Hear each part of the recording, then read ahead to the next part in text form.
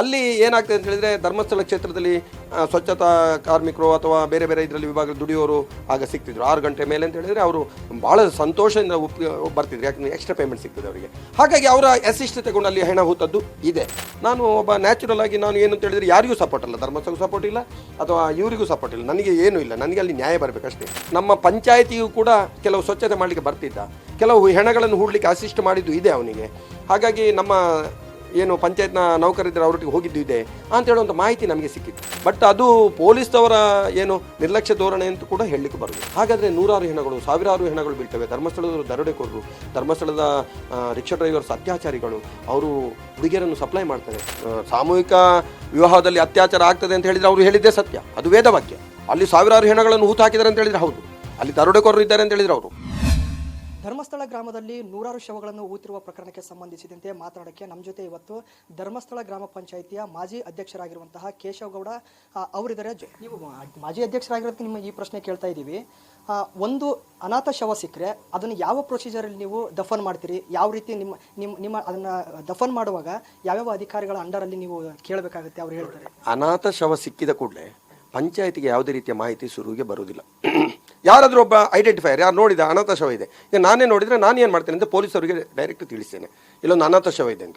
Actually ಏನು ಅಂತ ಹೇಳಿದರೆ ನಿಮಗೆ ಈ ಅನಾಥ ಶವ ಸಿಕ್ಕಿದರೆ ಅಥವಾ ಆ್ಯಕ್ಸಿಡೆಂಟ್ ಆದಾಗ ಜನರು ಹೋಗೋದಿಲ್ಲ, ಇದು ಏನು ಹೆದರಿಕೆ ಆಗ್ತದೆ. ನಾವು ನಾಳೆ ಕೋರ್ಟಿಗೆ ಹೋಗಬೇಕು, ನಾಳೆ ಸಾಕ್ಷಿ ಹೇಳಬೇಕು, ನಮ್ಮ ಟೈಮ್ ವೇಸ್ಟ್ ಆಗ್ತದೆ, ಆಮೇಲೆ ನಮಗೇನೋ ತೊಂದರೆ ಆಗ್ಬೋದು ಅಂತ ಹೇಳುವಂಥ ಭಾವನೆ ಈಗಲೂ ಜನರಲ್ಲಿದೆ, ಎಟ್ ಪ್ರೆಸೆಂಟ್ ಕೂಡ ಇದೆ. ಹಾಗಾಗಿ ಏನು ಮಾಡ್ತಾರೆ ಅಂತ ಹೇಳಿದರೆ ಅಲ್ಲಿ ಆ ಹೆಣಗಳನ್ನು ಸಿಕ್ಕಿದಾಗ ಯಾರೋ ಒಬ್ಬರು ಜವಾಬ್ದಾರಿಯುತ ವ್ಯಕ್ತಿ ಅದನ್ನು ಹೇಳಲಿಕ್ಕೆ ಮುಂದೆ ಬರ್ತಾನೆ, ಮತ್ತು ಅವನಿಗೆ ಗೊತ್ತಿರ್ತದೆ ಇದು ನಾನು ಮಾಡಲೇಬೇಕು ಅಂತೇಳಿ. ಆ ಪರಿಸ್ಥಿತಿಯಲ್ಲಿ ನೇತ್ರಾವತಿಯಲ್ಲೆಲ್ಲ ಆಗುವಾಗ ಕೂಡ ಹಾಗೆ ಸಾರ್ವಜನಿಕರು ಅಂದರೆ ಯಾರು ಅಂತ ಹೇಳಿದರೆ ಅಲ್ಲಿ ಧರ್ಮಸ್ಥಳದ ಸಿಬ್ಬಂದಿಗಳು ಅಥವಾ ಅಲ್ಲಿ ಕೆಲಸ ಮಾಡ್ತಿರೋರು, ಸ್ವಚ್ಛತಾ ಕಾರ್ಮಿಕರು ಇಂಟಿಮೇಷನನ್ನು ಪೊಲೀಸವರಿಗೆ ಕೊಡ್ತಾ ಇದ್ರು. ಸಾರ್ವಜನಿಕರು ಕೊಡ್ಬೋದು, ತಪ್ಪಲ್ಲ, ಕೊಡ್ತಾರೆ ಯಾರಾದರೂ. ಹಾಗೆಂದ್ರೆ ಒಬ್ಬ ಬೆಂಗಳೂರವರು ಬಂದವರು ಹೆಣ ನೋಡಿದರೆ ಅವ್ರು ಕೊಡಲಿಕ್ಕೆ ಹೋಗೋದಿಲ್ಲ, ಯಾಕೆಂತ ಹೇಳಿದರೆ ನನಗೆ ನಾಳೆ ತೊಂದರೆ ಆಗ್ಬೋದು, ಅವ್ರು ಇದ್ದರು ಅಲ್ಲಿ ನೋಡುವಂತೆ. ಹಾಗೆ ಅಲ್ಲಿ ಕೊಳೆತು ಹೋಗುವಂಥ ಸಾಧ್ಯತೆಗಳು ತುಂಬ ಇದ್ದವು, ಕೊಳೆತು ಹೋದ ಹೆಣಗಳು ಕೂಡ ಇದ್ದಾವೆ. ಅವ್ರು ಏನು ಮಾಡ್ತಾರೆ, ಪೊಲೀಸರು ಇಂಟಿಮೇಷನ್ ಬಂದ ಕೂಡಲೇ ಸ್ಥಳಕ್ಕೆ ವಿಸಿಟ್ ಮಾಡ್ತಾರೆ, ಆ ಹೆಣ ಎಲ್ಲಿದೆ ಅಂತ ಹೇಳೋದನ್ನು ಮಾಜರ್ ಮಾಡ್ತಾರೆ, ಅದು ಗಂಡಿದ್ದೋ ಹೆಣ್ಣಿದ ಅಂತೇಳಿ ನೋಡ್ತಾರೆ, ಮತ್ತು ಅಲ್ಲಿ ಮತ್ತೆ ಪೋಸ್ಟ್ ಮಾರ್ಟಮ್ ರಿಪೋರ್ಟ್ ಆಗಲೇಬೇಕು. ಮೊದಲೆಲ್ಲ ಹೇಗೆ ಆಗ್ತಿತ್ತು ಅಂತ ಹೇಳಿದರೆ ಧರ್ಮಸ್ಥಳ ಗ್ರಾಮದಲ್ಲಿ ವ್ಯವಸ್ಥೆಗಳು ಕಮ್ಮಿ, ಆಂಬುಲೆನ್ಸ್ ಇರಲಿಲ್ಲ, ಈಗಿನಾಗೆ ವಾಹನಗಳಿರಲಿಲ್ಲ. ಆ ಸಂದರ್ಭದಲ್ಲಿ ಅವರು ಅಲ್ಲಿಗೆ ಡಾಕ್ಟ್ರು ಬಂದುಬಿಟ್ಟು ಎಲ್ಲಿ ಹೆಣ ಸಿಕ್ಕಿದೆ ಅಲ್ಲೇ ಪೋಸ್ಟ್ ಮಾರ್ಟಮ್ ಮಾಡಿ ಸ್ವಲ್ಪ ದೂರದಲ್ಲಿ ಹೂತು ಹಾಕುವಂಥ ಪರಿಸ್ಥಿತಿ ಇತ್ತು. ಪೋಸ್ಟ್ ಮಾರ್ಟಮ್ ಆಗಿ ಒಂದು ವೇಳೆ ಅದು ಅಧಿಕೃತ ಶವ ಅಂದರೆ ಟ್ರೇಸ್ಡ್ ಯಾರ್ಯಾದರೂ ಇದ್ದಾರೆ, ಸಂಬಂಧಿಕರು ಫ್ಯಾಮಿಲಿ ಇದ್ದಾರೆ ಅಂತ ಹೇಳಿದರೆ ಅವರಿಗೆ ಹಸ್ತಾಂತರ ಮಾಡ್ತಿದ್ರು. ಇಲ್ಲ ಅಂತ ಹೇಳಿದರೆ ಅನಾಥ ಶವ ಅಲ್ವಾ, ಅನಾಥ ಶವವನ್ನು ಅದನ್ನು ಹೂಳುವಂಥ ವ್ಯವಸ್ಥೆ ಮಾಡಬೇಕು, ಸ್ಥಳೀಯ ಬಾಡಿ ಮಾಡಬೇಕು. ಆ ನಿಟ್ಟಿನಲ್ಲಿ ಧರ್ಮಸ್ಥಳ ಗ್ರಾಮ ಪಂಚಾಯತಿಗೆ ಮೆಸೇಜ್ ಬರ್ತದೆ. ಮೆಸೇಜ್ ಬಂದ ನಂತರ ನಮ್ಮ ಜವಾಬ್ದಾರಿ ಏನು ಅಂತ ಹೇಳಿದರೆ ಅದನ್ನು ಹೂತು ಹಾಕುವಂಥದ್ದು. ನಾವು ಏನು ಮಾಡ್ತೇವೆ ಅಂತ ಹೇಳಿದರೆ ಅಧಿಕಾರಿಗಳು ಅಲ್ಲಿಗೆ ಲೇಬರ್ಸನ್ನು ಕಳಿಸ್ತಾರೆ, ಪೊಲೀಸವರು ರಿಕ್ವೆಸ್ಟ್ನ ಮೇಲೆಗೆ ಅಲ್ಲಿ ಕಳಿಸಿಕೊಡ್ತಾರೆ. ಒಂದು ರಿಕ್ವೆಸ್ಟ್ ಪಂಚಾಯತಿಗೆ ಬಂದಿರ್ತದೆ, ಅದರ ಮೇಲೆ ಅವರು ಅಲ್ಲಿ ಕಳಿಸಿಕೊಟ್ಟು ಅಲ್ಲಿ ಹೆಣವನ್ನು ಹೂತು ಹಾಕಲಿಕ್ಕೆ ನಮ್ಮ ಲೇಬರ್ಸನ್ನು ಕಳಿಸ್ತಾರೆ. ಕೆಲವು ಸಂದರ್ಭಗಳಲ್ಲಿ ಏನಾಗಿದೆ ಅಂತ ಹೇಳಿದರೆ ನಮ್ಮಲ್ಲಿ ಲೇಬರ್ಸ್ ಕಮ್ಮಿ ಇದ್ದಾಗ, ಒಬ್ಬರು 2 ಜನ ಇದ್ದಾಗ ಅಥವಾ ರಾತ್ರಿ ಆದಾಗ ಹೆಣ ಹುಳ್ಳೇಬೇಕಲ್ಲ, ಇಟ್ಟುಕೊಳ್ಳಿಕ್ಕೆ ಆಗೋದಿಲ್ಲ, ಅಲ್ಲಿ ಮಾರನೇ ಸರಿ ಅಲ್ಲಿ ಕಾಡಿನಲ್ಲಿ ಇಡ್ಲಿಕ್ಕೂ ಆಗೋದಿಲ್ಲ, ನಾಯಿಗಳು ಹಂದಿಗಳು ಕಾಡು ಪ್ರಾಣಿಗಳು ತಿಂದು ಹೋಗುವಂಥ ಪರಿಸ್ಥಿತಿ. ಆಗೇನು ಮಾಡ್ತಾರೆ, ಒಂದು 2 ಜನರ ಸಹಾಯ ತಗೊಳ್ಳಿ ಮಾತ್ರ ಯಾರನ್ನಾದ್ರು ಅಂತೇಳಿ ನಮ್ಮ ಲೇಬರಿಗೆ ಹೇಳಿ ಅವರು ಸಹಾಯ ತಗೊಂಡದ್ದು ಇದೆ. ಅಲ್ಲಿ ಏನಾಗ್ತದೆ ಅಂತ ಹೇಳಿದರೆ ಧರ್ಮಸ್ಥಳ ಕ್ಷೇತ್ರದಲ್ಲಿ ಸ್ವಚ್ಛತಾ ಕಾರ್ಮಿಕರು ಅಥವಾ ಬೇರೆ ಬೇರೆ ಇದರಲ್ಲಿ ವಿಭಾಗದ ದುಡಿಯೋರು ಆಗ ಸಿಗ್ತಿದ್ರು 6 ಗಂಟೆ ಮೇಲೆ ಅಂತ ಹೇಳಿದರೆ ಅವರು ಭಾಳ ಸಂತೋಷದಿಂದ ಬರ್ತಿದ್ರು, ಯಾಕಂದರೆ ಎಕ್ಸ್ಟ್ರಾ ಪೇಮೆಂಟ್ ಸಿಗ್ತದೆ ಅವರಿಗೆ. ಹಾಗಾಗಿ ಅವರ ಅಸಿಸ್ಟ್ ತಗೊಂಡು ಅಲ್ಲಿ ಹೆಣ ಹೂತದ್ದು ಇದೆ. ತುಂಬ ಹೆಣಗಳನ್ನು ಏನು ಮಾಡ್ತಿದ್ರು ಅಂದರೆ ಅಲ್ಲಿಂದ ಸ್ವಲ್ಪ ದೂರದಲ್ಲಿ ಮೇಲ್ಗಡೆ ಕೊಂಡೋಗಿ ಹೂತು ಹಾಕಿ ಅದನ್ನು ಎಲ್ಲ ಪ್ರಕ್ರಿಯೆಗಳನ್ನು ಮುಗಿಸಿ, ಒಂದು ವೇಳೆ ಹೂತಾದ ಮೇಲೆ ಕೂಡ ಎಲ್ಲ ಮಿಸ್ಸಿಂಗ್ ಕೇಸ್ಗಳನ್ನು ನೋಡಿ ಅಥವಾ ಫೋಟೋದ ಆಧಾರದಲ್ಲಿ ಯಾರಾದರೂ ಬಂದು ಗುರುತಿಸಿದರೆ ಇಲ್ಲಿ ಹೂತು ಹಾಕಿದ ಒಂದು ಎಬ್ಬಿಸಿಕೊಟ್ಟದ್ದು ಕೂಡ ಇದೆ. ಇಂಥ ಉದಾಹರಣೆಗಳು ಅಲ್ಲಿ ಧರ್ಮಸ್ಥಳದಲ್ಲಿ ಇದೆ. ಇದು ಪ್ರೊಸೀಜರ್. ನೀವು ಒಂದು ಯಾವುದೋ ಒಂದು ಬೇರೆ ಮೀಡಿಯಾದಲ್ಲಿ ಮಾತನಾಡೋ ಪ್ರಕಾರ ಅವರು ಆ ದೂರುದಾರ ಹೆಣದ ಮೇಲಿರುವಂಥದ್ದು, ಶವದ ಮೇಲಿರುವಂತಹ ಚಿನ್ನಾಭರಣಗಳನ್ನು ಕದೀತಿದ್ದ, ಕಳ್ಳತನ ಪ್ರಕರಣದಲ್ಲಿ ಭಾಗಿಯಾಗಿದ್ದ ಅಂತ ಎಲ್ಲ ಹೇಳ್ತಾ ಇದ್ದಾರೆ. ನಾನು ದೂರುದಾರ ಅಂತೇಳಿ ಎಲ್ಲೂ ಹೇಳಲಿಲ್ಲ. ಏನಾಗಿದೆ ಅಂತ ಹೇಳಿದರೆ ಅವನ ಲೆಟ್ರಲ್ಲಿ ಪೊಲೀಸ್ ಅವರಿಗೆ ಹೇಳ್ತಾನೆ, ಇವರಿಗೆ ವಕೀಲರಿಗೆ ಹೇಳ್ತಾನೆ, ವಕೀಲರು ಪ್ರೆಸ್ ರಿಲೀಸ್ ಮಾಡ್ತಾರೆ. ಅದರಲ್ಲಿ ಅವರು ಬಹಳ ದೊಡ್ಡ ಒಂದು ಫಿಲ್ಮಿ ಸ್ಟೈಲಲ್ಲಿ ಎಲ್ಲ ಹೇಳಿದ್ದಾರೆ. ಏನು ಅಲ್ಲಿ ಭಯದ ವಾತಾವರಣ ಇದೆ, ಸಾವಿರಾರು ಹೆಣಗಳು ಸಿಕ್ಕಿದ್ದಾವೆ, ನೂರಾರು ಹೆಣಗಳನ್ನು ಹೂತು ಹಾಕಿದ್ದೇನೆ ಅಂತ ಹೇಳುವ ವ್ಯಕ್ತಿ ನಮ್ಮ ಮುಂದೆ ಬರ್ತಾರೆ, ಅವನಿಗೆ ನೀವು ರಕ್ಷಣೆಯನ್ನು ಕೊಟ್ಟರೆ ಅವನು ಹೇಳ್ತಾನೆ. ಅದರೊಟ್ಟಿಗೆ ಅವನು ಏನು ಯಾಕೆ ಅಲ್ಲಿಂದ ಹೋದ ಅಂತ ಹೇಳಿದರೆ 2014ನೇ ಇಸ್ವಿಯಲ್ಲಿ ಅವನಿಗೆ ಜೀವ ಭಯ ಇತ್ತು, ಅಲ್ಲಿ ನೀನು ಈ ಹೆಣಗಳನ್ನು ಹೂಳುವ ಕೆಲಸ ಮಾಡಿದರೆ ನಿನ್ನ ಕೊಂದು ಹಾಕ್ತೇವೆ ಅಂತ ಹೇಳುವಂಥದ್ದು, ನಿನ್ನ ಫ್ಯಾಮಿಲಿಯ ಮೇಲೆ ಅತ್ಯಾಚಾರ ಮಾಡ್ತೇವೆ ಅಂತ ಹೇಳುವಂಥ ಜೀವ ಬೆದರಿಕೆ ಇತ್ತ ಸರ್ ಅವರಿಗೆ. ಹೇಳ್ತೀನಿ ಕೇಳಿ, ಜೀವ ಬೆದರಿಕೆ ಇತ್ತು ಅಂತ ಹೇಳುವಂಥದ್ದು ಅವರು ಬರೀತಾರೆ. ಬರೆಯುವಾಗ ಏನಾಗ್ತದೆ ಅಂತ ಹೇಳಿದರೆ 2014ನೇ ಇಸ್ವಿ ಅಂತ ಹೇಳುವಾಗ 1995ರಿಂದ 14ನೇ ಇಸ್ವಿ ಒಳಗೆ ಯಾರು ಈ ಕೆಲಸವನ್ನು ಮಾಡಿದ್ದಾರೆ ಅಂತ ಹೇಳುವಾಗ ಸ್ವಲ್ಪ ಅದನ್ನು ನಾವು ಕೂಡ ಗ್ರಾಮಸ್ಥರಿಗೆ ಇಂಟ್ರೆಸ್ಟ್ ಇರ್ತದೆ. ನಾನು ಒಬ್ಬ ನ್ಯಾಚುರಲ್ ಆಗಿ ನಾನು ಏನು ಅಂತ ಹೇಳಿದರೆ ಯಾರಿಗೂ ಸಪೋರ್ಟ್ ಅಲ್ಲ, ಧರ್ಮಸ್ಥಳಕ್ಕೂ ಸಪೋರ್ಟ್ ಇಲ್ಲ ಅಥವಾ ಇವರಿಗೂ ಸಪೋರ್ಟ್ ಇಲ್ಲ, ನನಗೆ ಏನೂ ಇಲ್ಲ, ನನಗೆ ಅಲ್ಲಿ ನ್ಯಾಯ ಬರಬೇಕಷ್ಟೇ. ಆದರೆ ಸತ್ಯ ಏನು ಅಂತ ಜನರಿಗೆ ತಿಳಿಬೇಕಲ್ಲ, ಆ ನಿಟ್ಟಿನಲ್ಲಿ ಸ್ವಲ್ಪ ನಾವು ವಿಚಾರಣೆ ಮಾಡಿದಾಗ 2014ನೇ ಇಸ್ವಿಯಲ್ಲಿ ಒಬ್ಬ ವ್ಯಕ್ತಿ ಇದ್ದ, ಸೋ ಆ್ಯಂಡ್ ಸೋ ವ್ಯಕ್ತಿ ಒಬ್ಬ ಇದ್ದ. ಅವನು ಅಲ್ಲಿ ಅಂದರೆ 2014 ನಾನು ಪಂಚಾಯತ್ ಮೆಂಬರ್ ಆಗಿದ್ದಾಗಲೂ, ಹೌದೌದು 2014 ಅಂದರೆ ಅದೇ ವಾಯುದಲ್ಲಿ ನಾನು 10ರಿಂದ 20ರವರೆಗಿದ್ದೆ. ಆ ಟೈಮಲ್ಲಿ ಇನ್ನೊಬ್ಬ ಇದ್ದ. ಆ ವ್ಯಕ್ತಿ ಯಾಕೆ ಹೋದ ಅಂತ ಹೇಳಿದರೆ ಅವನನ್ನು ನಾವು ಕಳಿಸಿಕೊಟ್ಟದ್ದು ಕ್ಷೇತ್ರದಿಂದ. ಅವನಿಲ್ಲಿ ನಮ್ಮ ಸ್ವಚ್ಛತಾ ಕಾರ್ಮಿಕ ಆಗಿದ್ದ. ಆ ವ್ಯಕ್ತಿ ನಮ್ಮ ಪಂಚಾಯತಿಗೂ ಕೂಡ ಕೆಲವು ಸ್ವಚ್ಛತೆ ಮಾಡಲಿಕ್ಕೆ ಬರ್ತಿದ್ದ, ಕೆಲವು ಹೆಣಗಳನ್ನು ಹೂಡಲಿಕ್ಕೆ ಅಸಿಸ್ಟ್ ಮಾಡಿದ್ದು ಇದೆ ಅವನಿಗೆ. ಹಾಗಾಗಿ ನಮ್ಮ ಏನು ಪಂಚಾಯತ್ನ ನೌಕರಿದ್ದರೆ ಅವರೊಟ್ಟಿಗೆ ಹೋಗಿದ್ದು ಇದೆ ಅಂತ ಹೇಳುವಂಥ ಮಾಹಿತಿ ನಮಗೆ ಸಿಕ್ಕಿತ್ತು. ಆಗ ನಾನು ಇದರ ಬಗ್ಗೆ ಡೀಟೇಲ್ಸ್ ನೋಡಿ, ನಾವು ರೆಕಾರ್ಡ್ ಇಲ್ಲದೆ ನಾನು ಮಾತಾಡಲಿಕ್ಕೆ ಬರೋದಿಲ್ಲ. ನಾನೊಬ್ಬ ವಕೀಲನಾಗಿ ನೀವು ಇದ್ರಾಗೆ ನಾನು ವಕೀಲನಾಗಿ ರೆಕಾರ್ಡ್ ಇಲ್ಲದೆ ಬಾಯಿಗೆ ಬಂದಾಗಿ ಮಾತಾಡಲಿಕ್ಕೆ ಬರೋದಿಲ್ಲ. ಅದಕ್ಕೆ ನಾನು ರೆಕಾರ್ಡನ್ನು ಹುಡುಕ್ತಾ ಹೋಗುವಾಗ ಅಲ್ಲಿ ಕೇಳಿದೆ ಸಂಬಂಧಪಟ್ಟವ್ರು, ಏನಾದರೂ ರೆಕಾರ್ಡ್ ಇದೆಯಾ ಸರ್? 2014ನೇ ಇಸ್ವಿಯಲ್ಲಿ ಈಗ ಒಬ್ಬ ವ್ಯಕ್ತಿ ಇದ್ದ. ಅವನು ಅಲ್ಲಿ ಬಹಳ ನೊಟೋರಿಯಸ್ ಇದು ಮಾಡ್ತಿದ್ದ. ಅವನು ಏನು ಅಂತ ಹೇಳಿದರೆ ಸ್ವಲ್ಪ ಅಲ್ಲಿ ಹೆಣಗಳನ್ನು ತೆಗೆಯುವುದ್ರಲ್ಲಿ ಅವನು ನಿಸ್ಸೀಮ, ಆಳಕ್ಕೆ ಹೋಗ್ತಿದ್ದ. ಯಾರಿಗೂ ಅದು ಕೆಲಸ ಆಗ್ತಿರ್ಲಿಲ್ಲ. ಸ್ವಲ್ಪ ದೊಡ್ಡ ಜೀವ, ದಪ್ಪ ಇದ್ದ, ಸ್ವಲ್ಪ ದಪ್ಪ ಮೀಸೆ, ದಪ್ಪ ಸ್ವರ, ಇಂಥವನೊಬ್ಬ ಇದ್ದ. ಅವನನ್ನು ಏನು ಮಾಡಿದೆವು ನಾವು ಅಂತ ಹೇಳಿದರೆ 2014ನೇ ಇಸ್ವಿಯಲ್ಲಿ ಅವನು ಒಂದು ಅವರ ಫ್ಯಾಮಿಲಿ ಒಳಗೆ ಒಂದು ರೇಪ್ ಕೇಸ್ ಎಲ್ಲ ಆಗುವಂಥದ್ದು ಆಯಿತು. ಅದಕ್ಕೋಸ್ಕರ ನಾವೇನು ಮಾಡಿದೆವು, ಅವನು ಇಲ್ಲಿ ಬೇಡ ಅಂತೇಳಿ ಅಲ್ಲಿ ರೂಮ್ ಕೊಟ್ಟಿದ್ರು ಅವರಿಗೆ ಹತ್ತಿರವೇ, ನೇತ್ರಾವತಿ ಹತ್ತಿರ. ಅಲ್ಲಿಂದ ಕಳಿಸಿಕೊಟ್ಟಿದ್ದೇವೆ, ರಾಜೀನಾಮೆ ಪತ್ರ ಇದೆ, ಅವನಿಗೆ ಕೊಡುವಂಥ ಸಂಬಳ ಕೊಟ್ಟಿದ್ದೇವೆ, ವೋಚರ್ಸ್ ಇದೆ, ಬೆನಿಫಿಟ್ಸ್ ಎಲ್ಲ ಕೊಟ್ಟು ಕಳಿಸಿದ್ದೇವೆ ಅಂತ ಹೇಳುವಾಗ ಈ ವಿಚಾರವನ್ನು ನನ್ನ ತಲೆಯಲ್ಲಿತ್ತು. ಆಗ ಸಾರ್ವಜನಿಕರು ಅಲ್ಲಿ ಏನು ಮಾತಾಡ್ತಾರೆ ಅಂತ ಹೇಳಿದರೆ, ಒಬ್ಬ ವ್ಯಕ್ತಿ ಇದ್ದ, ಹೀಗೆ ಇದ್ದ, ಅವನು ಅಲ್ಲಿ ಬಂದ ಅಂತ ಹೇಳುವಾಗ ಇದು ಆ ವ್ಯಕ್ತಿ ಅಂತ ಹೇಳೋದನ್ನು ಅದೇ ವ್ಯಕ್ತಿ ಆಗಿರಬೇಕು ಅಂತ ಹೇಳುವಂಥ ಗುಮಾನಿ. ಮತ್ತು ಕೆಲವರು ಕಡಖಂಡಿತವಾಗಿ ಅವನ ಹೆಸರು ಕೂಡ ಹೇಳಿದ್ದಾರೆ, ನಿಮಗೂ ಇದು ಗೊತ್ತು, ಇಂಥ ವ್ಯಕ್ತಿ ಆಗಿರೋದು ಇವತ್ತಲ್ಲಿ ನಾಳೆ ಆ ವ್ಯಕ್ತಿ ಹೆಸರು ಹೊರಗೆ ಬರಲೇಬೇಕು. ಆದರೆ ನಾನೀಗ ಒಬ್ಬ ವಕೀಲನಾಗಿ ಹೇಳಿದರೆ ತಪ್ಪಾಗ್ತದೆ, ಒಬ್ಬ ಜವಾಬ್ದಾರಿಯುತ ಪ್ರಜೆಯಾಗಿ ನಾನು ಹೇಳಿದರೆ ತಪ್ಪಾಗ್ತದೆ. ಹಾಗಾಗಿ ನನಗೆ ಕಾನೂನು ಗೊತ್ತಿದ್ದು ನಾನು ಅದನ್ನು ಮಾಡಬಾರ್ದು. ಆ ಕಾರಣದಿಂದ ಆ ವ್ಯಕ್ತಿ ಅಂತ ಹೇಳುವಂಥ ಚರ್ಯ ಒಂದೇ ರೀತಿ ಇದೆ ಅಂತ ಹೇಳೋದನ್ನು ಹೇಳಿದ್ದೇನೆ ಬಿಟ್ಟರೆ, ದೂರುದಾರನೇ ಕಳ್ಳ, ದೂರುದಾರನೇ ಚಿನ್ನ ಕದೀತಿದ್ದ ಅಂತ ಎಲ್ಲೂ ಕೂಡ ಹೇಳಿಲ್ಲ ನಾನು. ಸರಿ ಸರ್, ನಿಮ್ಮ ಅವಧಿಯಲ್ಲಿ ಈ ಘಟನೆ ಆಗಿರೋದ್ರಿಂದ ಚಿನ್ನ ಕಳ್ಳತನ ಅಥವಾ ಶವದ ಮೇಲಿರುವಂಥ ಆಭರಣಗಳನ್ನು ಕಳ್ಳತನ ಮಾಡುವಂಥದ್ದು ಸಣ್ಣ ಪ್ರಕರಣ ಅಲ್ಲ. ಈ ವಿಚಾರವಾಗಿ ಪೊಲೀಸ್ ಸ್ಟೇಷನಲ್ಲಿ ಏನಾದರೂ ದಾಖಲಾತಿ ಏನಾದರೂ ಇದೆಯಾ ಸರ್? ನನ್ನ ಮನೆಯಲ್ಲಿ ಒಬ್ಬ ಕೆಲಸಕ್ಕೆ ಇದ್ದಾನೆ, ನನ್ನ ಮನೆಯಲ್ಲಿ ಕೆಲಸ ಮಾಡುವಾಗ ಅಥವಾ ಒಬ್ಬಳು ಕೆಲಸಕ್ಕಿದ್ದಾಳೆ, ಏನಾದರೂ ಒಂದು ಸಣ್ಣ ಇದನ್ನು ಕದೀತಾರೆ, ಹಣ ಅಥವಾ ಏನಾದರೂ ಕದ್ದ ಕೂಡಲೇ ನಾನು ಕಂಪ್ಲೇಂಟ್ ಕೊಡಲಿಕ್ಕೆ ಹೋಗೋದಿಲ್ಲ ಪೊಲೀಸ್ ಸ್ಟೇಷನಿಗೆ. ನಾನು ಮಾಡುವ ಕೆಲಸ ಏನು ಅಂತ ಹೇಳಿದರೆ, ನೀನು ಕದ್ದಿದ್ಯಾ ಹೌದು ಅಂತ ಹೇಳಿದರೆ ಅದನ್ನು ಹಿಂದೆ ಕೊಡು, ಅಥವಾ ನೀನು ಅವನು ಕದಿಲಿಲ್ಲ ಅಂತ ಹೇಳಿದರೆ ನನಗೆ ಡೌಟ್ ಇದ್ದರೆ ಏನು ಮಾಡ್ತೀವಿ ಅಂತ ಹೇಳಿದರೆ, ನೀನು ಹೋಗಮ್ಮ ಇನ್ನು ಕೆಲಸಕ್ಕೆ ಬೇಡ ಅಂತೇಳಿ ಹಿಂದೆ ಕಳಿಸಿಕೊಡೋದು ಪದ್ಧತಿ.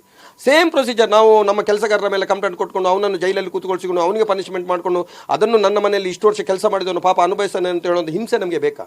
ಕಳ್ಳತನ ಅನ್ನೋದು ಒಂದೊಂದು ಕಾನೂನು ಬಾಹಿರ ಅಲ್ವಾ? ಕಳ್ಳತನ ಅಂತ ಹೇಳಿದರೆ ಕಳ್ಳತನ ಮಾಡಿದೆ ಅಂತ ಹೆಣ ಬಂದು ಹೇಳ್ತದ? ಯಾರು ಹೇಳಬೇಕು? ಎಲ್ಲಿಂದ ಕಳ್ಳತನ ಆಗಿದೆ? ಹೆಣದ ಇದರಿಂದ ಆಗಿದ್ದು. ಹೆಣ ಬಂದು ಹೇಳಲಿಕ್ಕೆ ಆಗ್ತದ? ನಾವು ಏನು ಪ್ರೂಫ್ ಕೊಡ್ತೇವೆ ಅದಕ್ಕೆ? ನೋಡಿದ್ದೇವೆ, ಅವನು ಹೋಗಿದ್ದಾನೆ ಒಂದು ಕಟ್ಟನ್ನೇನು ಹಿಡ್ಕೊಂಡು ಬಂದ ಅಂತ ಹೇಳಿದರೆ ಅದು ಏನು ಅಂತೇಳಿ ನಾವು ಅವನನ್ನು ಒತ್ತಾಯಪೂರ್ವಕ ಕೇಳಲಿಕ್ಕೆ ಆಗ್ತದ? ಅವನು ಮಾಡ್ತಿದ್ದ ಅಂತ ಹೇಳುವಂಥ ಗುಮಾನಿ ಮತ್ತು ಸಂಶಯ ಅವನ ಮೇಲೆ. ಹಾಗಾಗಿ ಯಾವುದೇ ರೀತಿಯ ಕಂಪ್ಲೇಂಟ್ ಕೊಡುವಂಥ ಪ್ರಮೇಯ ಅಲ್ಲಿ ಉದ್ಭವಿಸೋದಿಲ್ಲ. ಮತ್ತು ಕಂಪ್ಲೇಂಟ್ ಕೊಡುವಂಥದ್ದು ಕೂಡ ಸರಿಯಲ್ಲ. ಮತ್ತು ಅಷ್ಟು ಏನಾದರೂ ನಾನು ಮಾಡಲೇ ಇಲ್ಲ ಅಂತ ಹೇಳಿದರೆ ಅವನಿಗೆ ಮತ್ತೆ ಅಲ್ಲಿ ರೂಮರ್ ಇದೆ, ಅಲ್ಲಿ ಲೋಕಲ್ಸಲ್ಲಿ ಸ್ವಲ್ಪ ವಿಚಾರಣೆ ಮಾಡಿದ್ರೆ ಹೇಳ್ತಾರೆ ನಿಮಗೆ. ಅವನು ಅಲ್ಲಿ ಚಿನ್ನ ಸಿಕ್ಕಿದ್ರೆ ಕೊಂಡೋಗೋದು ಉಜಿರೆಗೆ, ಬೆಳ್ಳಿ ಸಿಕ್ಕಿದ್ರೆ ಉಜಿರೆ ಕೊಂಡೋಗೋದು, ಮೊಬೈಲ್ ಏನಾದರೂ ಸಿಕ್ಕಿದ್ರೆ ಅದನ್ನು ಮೊಬೈಲ್ ಶಾಪಿಗೆ ಧರ್ಮಸ್ಥಳ ಪರಿಸರದಲ್ಲಿ ಕೊಂಡೋಗೋದು, ರಿಪೇರಿ ಮಾಡಿಸೋದು, ಚಿಲ್ಲರೆಗಳು ಏನಿದ್ದಾಗ ಹೋಟ್ಲುಗಳಿಗೆ ಅಂಗಡಿಗಳಿಗೆ ಕೊಡುವಂಥದ್ದು ಇಂಥದ್ದೆಲ್ಲ ಕೃತ್ಯ ಮಾಡುವಂಥ ಒಬ್ಬ ವ್ಯಕ್ತಿ ಇದ್ದ.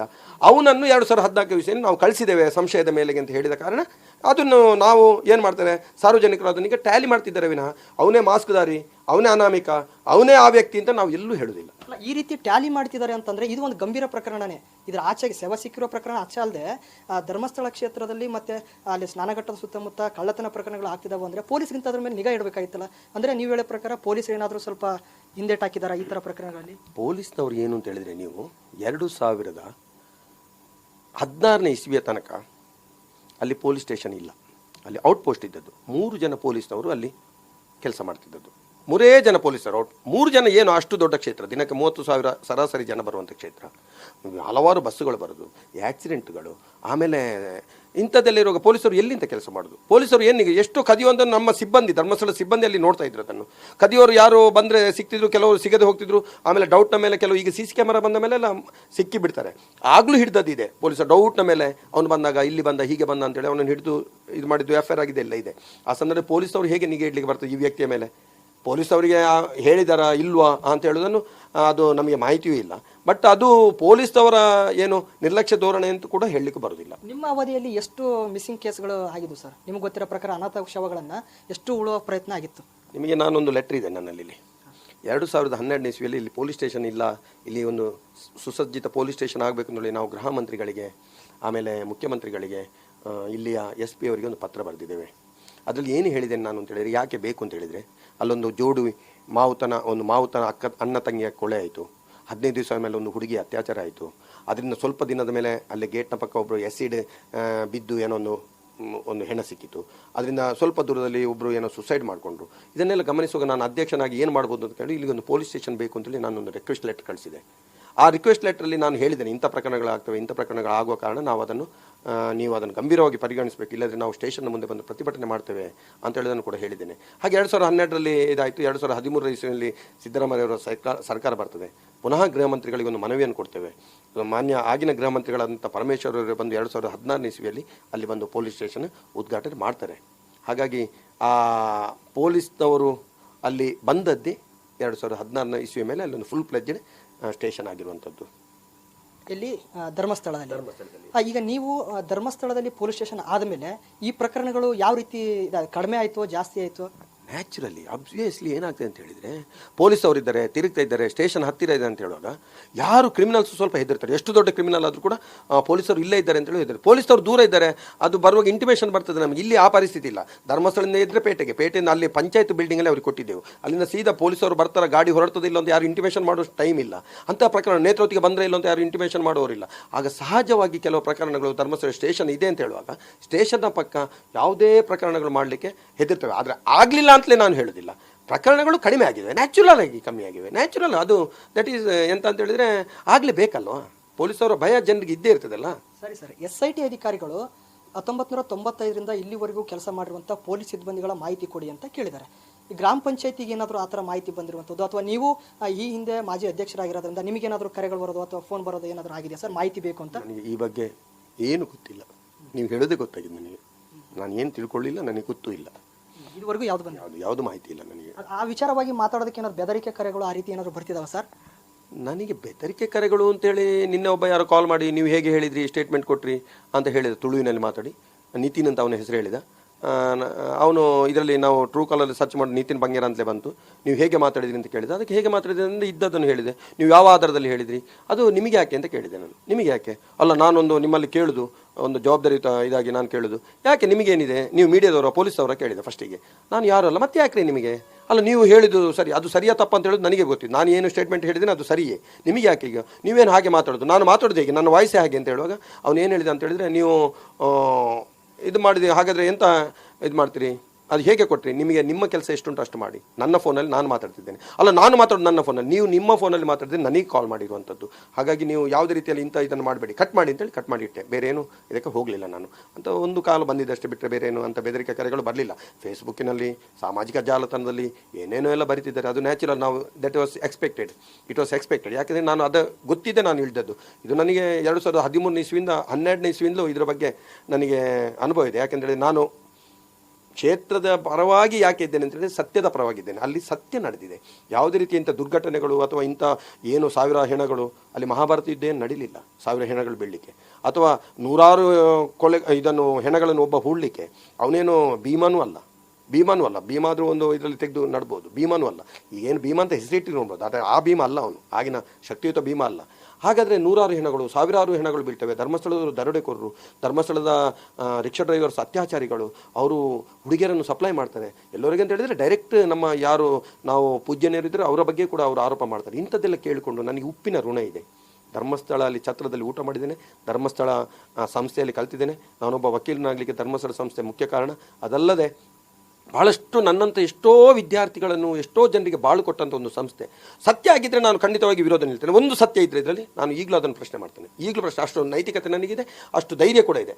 ಆದರೆ ಸತ್ಯದ ಪರವಾಗಿ ಹೋದ ಕಾರಣ, ಧರ್ಮಸ್ಥಳದವರು ಹೀಗೆ ಅಂತ ಹೇಳುವ ಕಾರಣ ನಮಗೆ ಫೇಸ್ಬುಕ್ಕಲ್ಲಿ ಇದರಲ್ಲಿ ನನ್ನ ಮನೆಯವರ ಬಗ್ಗೆ, ನನ್ನ ಬಗ್ಗೆ, ನನ್ನ ಅಪ್ಪನ ಬಗ್ಗೆ, ನಿಮಗೆ ಹುಡುಗಿಯರಿಲ್ಲ ಅಂತ ಹೇಳುವಂಥದ್ದು ಇಷ್ಟ ಕಮೆಂಟ್ಗಳನ್ನು ಇದೆ. ಇದನ್ನೆಲ್ಲ ನಾನು ಎಕ್ಸ್ಪೆಕ್ಟ್ ಮಾಡಿಯೇ ಇದಕ್ಕೆ ಇಳಿದಿರುವಂಥದ್ದು. ದೇವರು ಒಬ್ಬ ಇದ್ದಾನೆ, ಮಂಜಸ್ವಾಮಿ ಅಣ್ಣಪ್ಪ ಸ್ವಾಮಿ ನೋಡ್ತಾರೆ, ಅವರಿಗೆ ಸರಿಯಾಗಿ ನಡೆದ್ರೆ ಈ ಮನುಷ್ಯರಿಗೆ ಏನು ನಗಣ್ಯ ಅಂತ ಹೇಳುವಂಥ ದೃಷ್ಟಿಯಿಂದ ನಾನು ಇಳಿದಿದ್ದೇನೆ. ಧರ್ಮಸ್ಥಳ ಗ್ರಾಮದಲ್ಲಿ ಆಗಿರುವಂಥ ಅನ್ಯಾಯಗಳನ್ನು ಅಥವಾ ಸಾವುಗಳನ್ನು ಈ ರೀತಿ ಪ್ರಶ್ನೆ ಮಾಡಿದ್ರೆ ಸಾಕು, ಅವ್ರನ್ನ ಈ ರೀತಿ ಬೆದರಿಸುವಂಥ ಪ್ರಕ್ರಿಯೆ ನಡೀತದೆ, ಕಾನೂನು ಪ್ರಕ್ರಿಯೆ ನಡೀತದೆ, ಏನೋ ಒಂದು ರೀತಿಯಲ್ಲಿ ಅವ್ರನ್ನ ಬೆದರಿಸುವ ಪ್ರಕ್ರಿಯೆ ನಡೀತದೆ. ಇದ್ರ ಬಗ್ಗೆ ನಿಮಗೆ ಧರ್ಮಸ್ಥಳದ ಪ್ರಕರಣಗಳನ್ನು ಹೇಳಿದಾಗ ಅಲ್ಲ, ಧರ್ಮಸ್ಥಳದಲ್ಲಿ ಆದಂಥ ಪ್ರಕರಣಗಳನ್ನು ಅವರು ಹೇಳ್ತಾರಲ್ಲ ಹೋರಾಟಗಾರರು, ಅದರ ಬಗ್ಗೆ ಏನು ಕಮೆಂಟ್ ಮಾಡಬಾರ್ದು ನಾವು. ಅದು ಸರಿಯಲ್ಲ ಅಂತ ಹೇಳಬಾರ್ದು. ಅವ್ರು ಹೇಳಿದ್ದೇ ಸತ್ಯ. ಸಾಮೂಹಿಕ ವಿವಾಹದಲ್ಲಿ ಅತ್ಯಾಚಾರ ಆಗ್ತದೆ ಅಂತ ಹೇಳಿದರೆ ಅವರು ಹೇಳಿದ್ದೇ ಸತ್ಯ, ಅದು ವೇದವಾಕ್ಯ. ಅವ್ರು ಹೇಳಿದ್ದನ್ನು ಯಾರು ಪ್ರಶ್ನೆ ಮಾಡಬಾರ್ದು. ಅಲ್ಲಿ ಸಾವಿರಾರು ಹೆಣಗಳನ್ನು ಹೂತು ಹಾಕಿದ್ದಾರೆ ಅಂತ ಹೇಳಿದರೆ ಹೌದು, ಅಲ್ಲಿ ದರೋಡೆಕೋರರು ಇದ್ದಾರೆ ಅಂತ ಹೇಳಿದರೆ ಅವರು ಅತ್ಯಾಚಾರ ದಿನಕ್ಕೆ ಅತ್ಯಾಚಾರ ಆಗ್ತಾ ಇದೆ ಅಂತ ಹೇಳಿದರೆ ನಂಬಬೇಕು. ಆಮೇಲೆ ಅಲ್ಲಿ ಧರ್ಮಸ್ಥಳದಲ್ಲಿ ಮಂಜಸ್ವಾಮಿ ಇಲ್ಲ ಅಂತ ಹೇಳಿದರೆ ನಾವು ನಂಬಬೇಕು, ಅಣ್ಣಪ್ಪ ಸ್ವಾಮಿ ಇಲ್ಲ ಅಂತ ಹೇಳಿದರೆ ನಂಬಬೇಕು. ಅಲ್ಲಿ ಧರ್ಮಸ್ಥಳ ದೇವಸ್ಥಾನವನ್ನು ದೂಡಿ ಹಾಕಿ ಅದನ್ನು JCB ತಂದು ದೂಡಿ ಹಾಕಿ ಅಂತ ಹೇಳಿದರೆ ನಾವು ನಂಬಬೇಕು. ಆ ಮಂಜಸ್ವಾಮಿ ಅಣ್ಣಪ್ಪ ಸ್ವಾಮಿ ನನ್ನ ಮನೆಯಲ್ಲಿ ಇದ್ದೇನೆ ಅಂತ ಹೇಳಿದರೆ ನಾವು ನಂಬಬೇಕು. ಹೌದಪ್ಪ ಇವ್ರು ಹೇಳೋದೆಲ್ಲ ಸತ್ಯ ಅಂತ ಹೇಳಿದರೆ ಯಾವುದೇ ರೀತಿಯ ಬೆದರಿಕೆ ಇಲ್ಲ. ಒಂದು ವೇಳೆ ಇದು ಸುಳ್ಳು, ನೀನು ಹೇಳ್ತಿರೋದು ಧರ್ಮಸ್ಥಳದಲ್ಲಿ ಅಂಥದ್ದು ಆಗಲಿಲ್ಲ ಅಂತ ಹೇಳಿದ್ರು ಕೂಡ ನಿನ್ನ ಅಪ್ಪ ಹೇಳಿದ, ನಿನ್ನ ಅಮ್ಮ ಹೇಳಿದ, ನಿನ್ನ ಅವ್ವ ಹೇಳಿದ ಅಂತೇಳಿ ಶುರು ಮಾಡ್ತಾರೆ. ಹಾಗಾಗಿ ಅಂಥ ಜನರ ಮಧ್ಯೆ ನಾವು ಬದುಕ್ತಿದ್ದೇವೆ. ಇದೆಲ್ಲ ನಮಗೆ ಈಗ ಅಭ್ಯಾಸ ಆಗಿಬಿಟ್ಟಿದೆ. ಒಂದು 10-12 ವರ್ಷಗಳಿಂದ ಇದು ಅಭ್ಯಾಸ ಆಗಿ ಹೋಗಿದೆ. ಸರ್ ನೋಡಿದ್ರಲ್ಲ, ಧರ್ಮಸ್ಥಳ ಗ್ರಾಮ ಪಂಚಾಯಿತಿಯ ಮಾಜಿ ಅಧ್ಯಕ್ಷರು ಮಾತಾಡಿರುವಂಥ ಮಾತು ಇದಾಗಿದೆ. ಮತ್ತಷ್ಟು ವಿಶೇಷ ವಿಡಿಯೋಗಳನ್ನು ನೋಡಲು ಮತ್ತು ಹೊಸ ವಿಡಿಯೋಗಳ ಬಗ್ಗೆ ತಿಳಿಯಲು ಈ ದಿನ .com ಯೂಟ್ಯೂಬ್ ಚಾನೆಲ್ ಸಬ್ಸ್ಕ್ರೈಬ್ ಮಾಡಿ ಮತ್ತು ಬೆಲ್ ಐಕಾನ್ ಕ್ಲಿಕ್ ಮಾಡಿ.